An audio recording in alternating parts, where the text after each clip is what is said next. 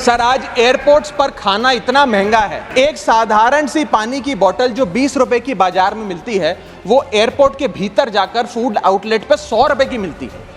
आज यात्री जो इंतजार कर रहे हैं अपनी फ्लाइट का, वो पानी पीकर पेट भर रहा है कि कहीं 250 रुपए की चाय और 350 रुपए का समोसा ना खरीदना पड़ जाए।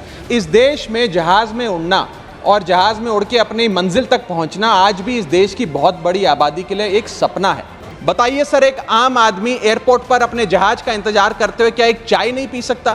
क्या इस पर कोई रेगुलेशन नहीं होना चाहिए? क्या कोई अफोर्डेबल कैंटीन का मैकेनिज्म नहीं होना चाहिए? सर, सरकार लाई एक स्कीम जिसका नाम था उड़ान, जिसका फुल फॉर्म है उड़े देश का आम नागरिक। पर कैसे उड़े? ना फ्लाइट के उड़ने के ऑप्शन है, ना अफोर्डेबल टिकट है, ना फ्लाइट सही समय पर चलती है, तो कहां उड़े, कैसे उड़े? 1 केजी अगर एक्सेस बैगेज हो जाए तो फ्लाइट आपसे हजारों रुपए का किराया वसूलती है, लेकिन कई घंटों के डिले के लिए क्या फ्लाइट हमें कॉम्पनसेट करती है? सर, हमें इस देश में एयर यात्रा को लग्जरी ट्रैवल नहीं बताना सर, आम ट्रैवल बनाना है, जैसे कि ट्रेन का है। वादा किया था सर आय बढ़ाने का, आय तो बढ़ी नहीं, महंगाई बढ़ गई। और सर, बढ़ती महंगाई और घटती कमाई के चलते आज देश को आधार कार्ड की नहीं, उधार कार्ड की जरूरत पड़ रही है। ये सरकार आप सबको गरीब कर रही है। गरीब सिर्फ वो नहीं सर जो सड़क पे कटोरा लेकर भीख मांग रहा है, हम सब गरीब हो रहे हैं। गरीब इसलिए हो रहे हैं कि हमारी आमदनी नहीं बढ़ रही, लेकिन महंगाई बढ़ती जा रही है। हम लोग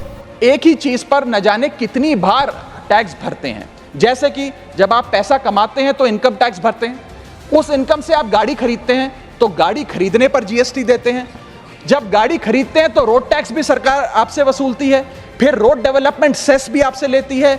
अब आप मोटर इंश्योरेंस भी कराएंगे गाड़ी का तो उस पर भी जीएसटी लेती है, और उसके बाद आप जब पेट्रोल या डीजल भरवाएंगे उस पर भी सेस और वैट लेती है, और अंत में जब आप अपनी गाड़ी को सड़क पर चलाएंगे तो टोल टैक्स के नाम पर जनता से पैसा वसूलती है। इतने सारे टैक्सेशन ओवरलोड कर कर हम इस देश के आम आदमी का खून चूस रहे हैं। सर, इस देश में इन्फ्लेशन पर भी जीएसटी लग रहा है। वो कैसे लग रहा है? एक प्रोडक्ट जो 100 रुपए का बिकता था उस पर 18% जीएसटी हुआ करता था। आज वो वस्तु महंगी हो गई, 100 से 150 रुपए की बिकने लगी, अब 18% 150 रुपए पे लगने लगा। यानी कि 50 रुपए की जो महंगाई है उस पर भी सरकार जीएसटी लेने लग गई है, which is GST on inflation. में जिन लोगों को अर्थशास्त्र के बारे में जानकारी नहीं है, उनकी राय पे अगर बजट बनाएंगे तो इसी प्रकार के फ्लिप फ्लॉप्स देखने को मिलेंगे। क्या हमारे देश की वित्त मंत्री इन्फ्लेशन एडजस्टेड प्रॉफिट्स में विश्वास नहीं रखती? क्या उन्हें इन्फ्लेशन का ज्ञान नहीं है? क्या वो जानती नहीं कि इस देश में महंगाई एक प्लेग की तरह फैलती जा रही है?